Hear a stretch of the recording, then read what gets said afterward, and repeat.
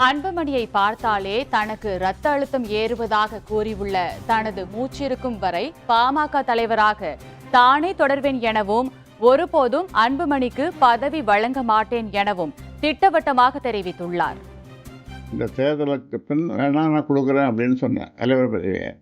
ஆனால் நடக்கிறத பார்க்கும்பொழுது, அவருடைய செயல்பாடுகளை பார்க்கும்போது, என் மூச்சுக்காற்று அடங்குற வரைக்கும் அந்த பதவியை நான் கொடுக்க மாட்டேன். என் குடும்பத்தை சேர்ந்தவர்கள் எந்த பொறுப்புக்கும் அரசியலுக்கு வரக்கூடாது என்று கட்சி ஆரம்பிக்கும் போது நான் சொன்னேன். ஆனால்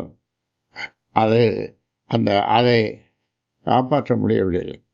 அவரே பல முறை சொல்லியிருக்காரு, இங்கே வரும்போதுமா நான் எத்தனை நாளைக்கு போகிறேன் அப்படின்னு கொஞ்சம் வருத்தமாக சொல்லும்போது, நீங்கள் 100 ஆண்டு இருப்பீங்க, 100 ஆண்டுகள் இருப்பீங்கன்னு சொல்லிட்டு அவர் வாயால் மாறல, முன்னாலேயும் பின்னாலேயும் ஈட்டியால் குத்திட்டாங்க. அப்படிப்பட்ட வேதனை. தூக்கம் வரமாட்டேங்குது. தூக்கம் மாத்திரை போட்டால் கூட தூக்கம் வரமாட்டேங்குது. ஏன்னா அவரை நினைக்கும் போதெல்லாம் இது ஏற்படுகிறது.